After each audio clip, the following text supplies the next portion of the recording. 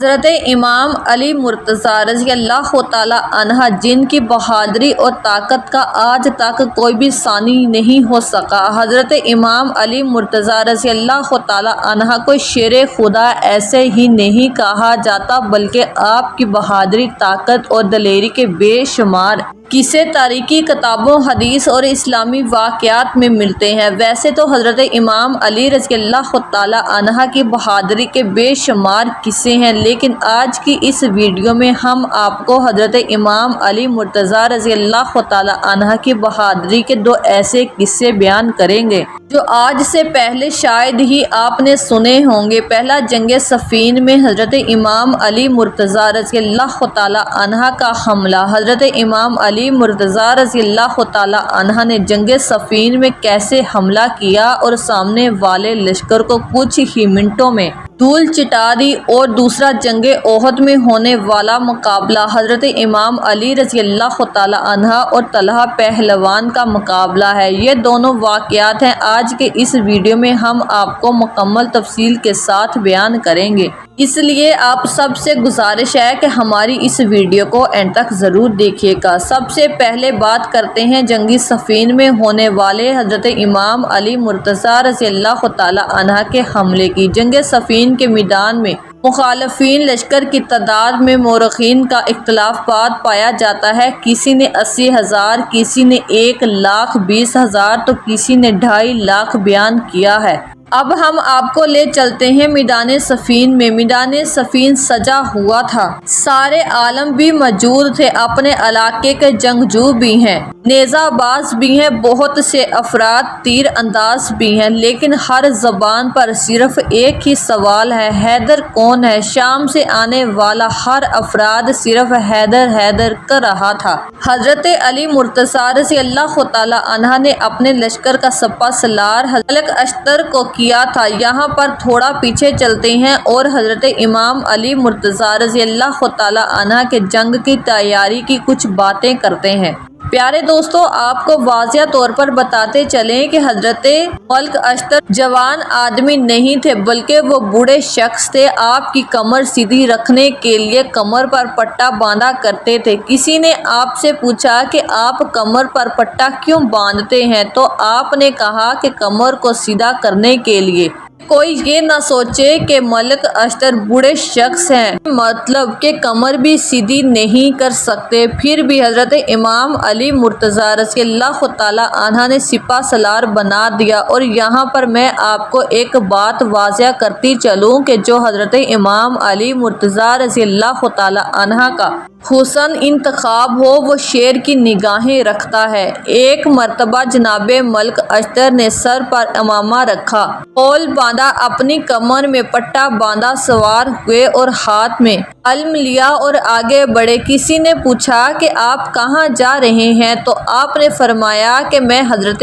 امام علی مرتضیٰ رضی اللہ تعالی عنہ کے استقبال کے لیے۔ اتنے میں حضرت امام علی رضی اللہ تعالی عنہ بیت الشرق سے تشریف لائے۔ حضرت امام علی رضی اللہ تعالی عنہ سفید گھوڑے پر سوار تھے، چہرے پر نور اور داڑھی سفید تھی۔ کسی نے آپ سے کہا یا علی نقاب کر لیجئے، کہیں ایسا نہ ہو کہ شام سے آنے والے سمجھیں کہ علی بوڑھے ہو چکے ہیں۔ حضرت علی مرتضیٰ رضی اللہ تعالی عنہ نے جلال میں آ کر فرمایا، سن، شیر اگر بوڑھا بھی ہو جائے تو شیر شیر ہی رہتا ہے۔ اور پھر حضرت علی مرتضیٰ رضی اللہ تعالی عنہ نے فرمایا، مجھے میدان میں اترنے دو، پھر بتاؤں گا کہ میری نہ ہڈیاں بوڑھی ہوئی ہیں اور نہ ہی میں کمزور ہوا ہوں۔ وہ جو بدر احد میں طاقت تھی، علی آج بھی وہی علی ہے۔ حضرت علی مرتضیٰ رضی اللہ تعالی عنہ اپنے گھوڑے پر سوار ہوئے اور آگے بڑھے تو وہ ٹھیک آپ کے پیچھے دو طرف دو خوبصورت شہزادے تھے، ایک حضرت امام حسن رضی اللہ تعالی عنہ اور دوسرے حضرت امام حسین رضی اللہ تعالی عنہ، دونوں اپنی اپنی طرف گھوڑے پر سوار ہیں۔ اور دو اور جوان تھے، جن میں ایک حضرت محمد حنفیہ اور دوسرے حضرت عباس رضی اللہ تعالیٰ عنہ تھے۔ ایک سامنے چل رہا تھا، ایک پیچھے، اور دونوں جوانوں کے ہاتھ میں علم تھے۔ حضرت علی مرتضیٰ رضی اللہ تعالیٰ عنہ اپنے بیٹوں کے ساتھ چلے اور جنگ صفین کی طرف روانگی۔ پیارے دوستو، اب ہم اس ویڈیو پر پھر واپس آتے ہیں۔ جنگ صفین کے میدان پر جب حضرت امام علی مرتضیٰ رضی اللہ تعالیٰ عنہ جنگ صفین کے میدان پر پہنچے تو سامنے دشمنوں کے لشکر میں سے صرف ایک ہی سوال رہا تھا، حیدر کون ہے؟ سبھی جو یہ سوال کر رہے تھے تو ان میں سے کسی نے کہا ابھی آنے والے ہیں۔ تو حضرت علی مرتضیٰ رضی اللہ تعالیٰ آئے نظارہ کرنے کے لیے، یہاں تک کہ آپ سے محمد حنفیہ نے سوال کیا کہ بابا میں میدان جنگ میں آپ کو کہاں پاؤں گا؟ تو حضرت علی مرتضیٰ رضی اللہ تعالیٰ عنہ نے فرمایا بیٹا جہاں چھوڑ کر جاؤ گے وہی پاؤ گے، نہ میں دشمن کے پیچھے جاتا ہوں نہ میں دشمن سے پیچھے جاتا ہوں، میں جہاں کھڑا ہوتا ہوں جیسے زمین میں دس جاتا ہوں۔ حضرت امام حسن رضی اللہ تعالیٰ عنہ نے حضرت امام علی مرتضیٰ رضی اللہ تعالیٰ عنہ سے فرمایا بابا سبھی مجھ سے یہ کہہ رہے ہیں کہ آپ کے بابا نے زرہ نہیں پہنی، آپ زرہ پہن لیجئے، یہ جو آپ سے لڑنے آئے ہیں یہ پہلی جنگجو میں نہیں تھے۔ حضرت امام علی مرتضیٰ رضی اللہ تعالیٰ عنہ نے فرمایا یا حسن اے میرے لختے جگر، آپ کے بابا کو پرواہ نہیں کہ وہ موت میں جا پڑے یا موت اس پر آ پڑے، میرے لال ذرا وہ پہنتا ہے جو بچنا چاہتا ہو۔ حضرت امام علی رضی اللہ تعالیٰ عنہ نے اپنے سبھی بیٹوں سے فرمایا میرے بچوں آج دیکھنا کہ بابا کیسے لڑتے ہیں۔ حضرت عباس رضی اللہ تعالیٰ عنہ، حضرت محمد حنفیہ رضی اللہ تعالیٰ عنہ، حضرت امام حسن رضی اللہ تعالیٰ عنہ اور حضرت امام حسین رضی اللہ تعالیٰ عنہ سب کے سب کھڑے دیکھ رہے تھے کہ ہمارے بابا جان کیسے لڑتے ہیں۔ یہاں حضرت علی رضی اللہ تعالیٰ عنہ تھوڑا آگے بڑھے، سامنے والے لشکر کی نگاہیں سامنے ہی ٹکی ہوئی تھی تو کسی نے کہا کہ سامنے جو دو منہ والی تلوار دیکھ رہے ہو وہ جس کے ہاتھ میں ہے وہی حیدر ہے۔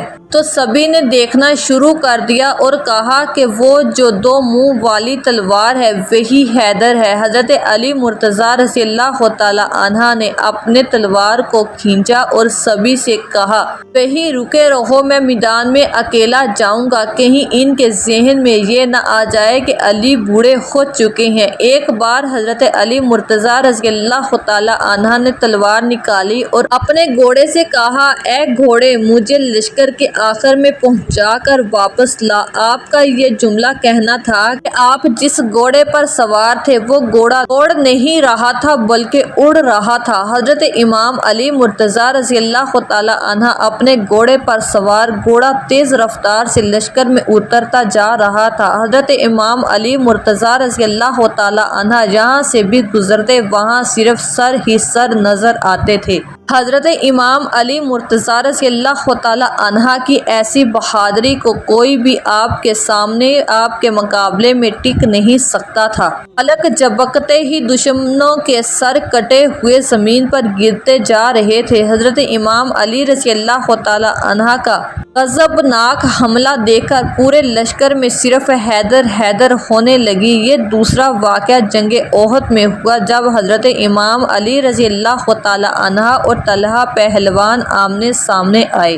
پیارے دوستو، احد مدینہ کے قریب پہاڑ کے دامن میں واقع جگہ کا نام ہے اور جنگ احد اسی جگہ واقع ہوئی تھی۔ ابو سفیان جنگ بدر کا انتقام لینے کے لیے بھاری بھرکم لشکر لے کر آیا اور مدینہ کے قریب خود کے مقام پر صرف آرائی کی رسول اللہ صلی اللہ علیہ وسلم اپنا مختصر لشکر لے کر مقابلے کے لیے تشریف لائے۔ دونوں فوجیں ایک دوسرے کے مقابلے آئی۔ حضرت محمد مصطفیٰ صلی اللہ علیہ وسلم نے 70 افراد کو پہاڑ کے درمیان پر کھڑا کیا تھا اور فرمایا ہمیں فتح ہو یا شکست تم میں سے یہ جگہ کوئی بھی خالی نہیں کرے گا۔ پیارے دوستوں، پھر باقاعدہ جنگ کا آغاز ہوا۔ قریش کا پرچم طلحہ بن ابی البدر کے ہاتھ میں تھا۔ ایک شخص کا تعلق قریش کے ذیلی قبیلہ عبدالدار سے تھا، وہ مقابلے پر آیا۔ اس نے آواز دے کر کہا، اے صحابہ، حضرت محمد مصطفیٰ صلی اللہ علیہ وآلہ وسلم، تم یہ عقیدہ رکھتے ہو کہ اگر تم ہمیں قتل کر دو تو ہم اس کی بنتے ہیں، اور اگر تم غازی اور مجاہد کہلاتے ہو، اور اگر تم ہمارے ہاتھوں مرے جاؤ تو تم شہید کہلاتے ہو۔ اب جیسے غازی یا شہید بننے کا شوق ہو تو وہ میرے مقابلے پر آئے۔ حضرت امام علی مرتضیٰ رضی اللہ تعالیٰ عنہ اس کے مقابلے پر روانہ ہوئے، اور آپ رضی اللہ تعالیٰ عنہ نے اس کے سامنے یہ کہا، اے طلحہ، جیسا کہ تم کہتے ہو تمہارے پاس گھوڑے ہیں جب کہ ہم حملہ کرتے ہیں، اب اپنے مقام پر رکے رہو اور دیکھو کہ ہم میں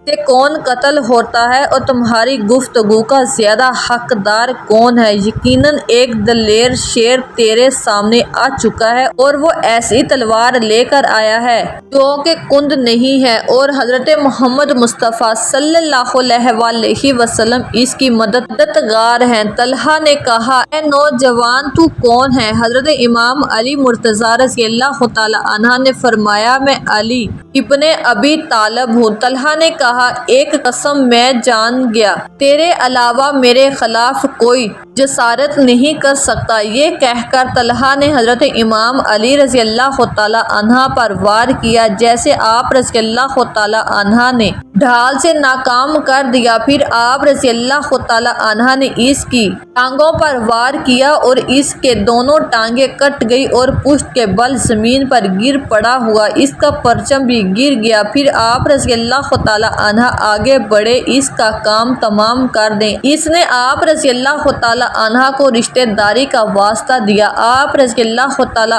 عنہ نے اسے چھوڑ دیا۔ مسلمانوں نے کہا، یا علی، آپ نے اس کا قصہ تمام کیوں نہیں کیا؟ حضرت امام علی مرتضیٰ رضی اللہ تعالیٰ عنہ نے فرمایا کہ میں نے اسے ایسی ضرب ماری ہے جس کے بعد وہ زندہ نہیں رہ سکے گا۔ اس کے بعد کفار کے پرچم کو سعید بن ابی طلحہ نے اٹھایا۔ حضرت امام علی رضی اللہ تعالیٰ عنہ نے اسے بھی قتل کر دیا، ان کا پرچم پھر زمین پر گر گیا۔ اس کے بعد عثمان بن طلحہ نے پرچم اٹھایا، ابھی بھی آپ رضی اللہ تعالیٰ عنہ نے اسے بھی قتل کر دیا۔ اس کے بعد حارث بن ابی طلحہ نے اس پرچم کو اٹھایا، اسے بھی حضرت علی مرتضیٰ رضی اللہ تعالیٰ عنہ نے قتل کر دیا۔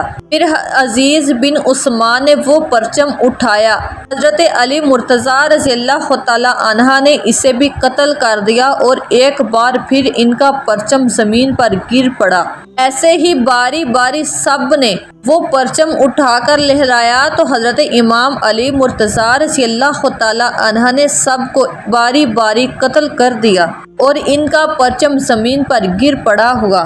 پیارے دوستو، جب مشرکین کے پرچم بردار یکے بعد دیگر قتل ہوئے تو ان کے پاؤں اکھڑنے لگے اور وہ میدان جنگ چھوڑ کر بھاگنے لگے۔ مسلمان مالی غنیمت پر ٹوٹ پڑے۔ ذرا کے نگاہوں کی اکثرات نے ذرا چھوڑ دیا۔ خالد بن ولید نے دور جا کر اپنے لشکر کو منتظم کیا اور لمبا چکر کاٹ کر دروازے داخل ہوا۔ وہاں پر جو چند نگہبان موجود تھے انہیں شہید کر دیا، اور مسلمانوں کے لشکر پر پوری قوت سے حملہ آور ہوا۔ مسلمان اس اچانک حملے کا مقابلہ نہ کر سکے۔ اس جنگ میں 70 مسلمان صحابہ شہید ہوئے، اور باقی افراد نے بھاگنے میں ہی عقل مندی سمجھی۔ کچھ مسلمان میدان میں ڈٹے رہے، اور اس جنگ میں حضرت امام علی مرتضیٰ رضی اللہ تعالیٰ عنہ کو بہت زخم آئے۔ ایک روایات میں آتا ہے کہ حضرت امام علی مرتضیٰ رضی اللہ تعالیٰ عنہ کو 90 زخم لگے تھے۔ ناظرین، امید ہے کہ آپ سب کو ہماری آج کی ویڈیو پسند آئی ہوگی۔ اگر آپ کو ہماری ویڈیو پسند آئی ہو تو ہماری ویڈیو کو لائک اور شیئر ضرور کیجیے گا۔ اس طرح کی ہماری ویڈیو دیکھنے کے لیے ہمارے چینل کو ضرور سبسکرائب کریں۔ شکریہ۔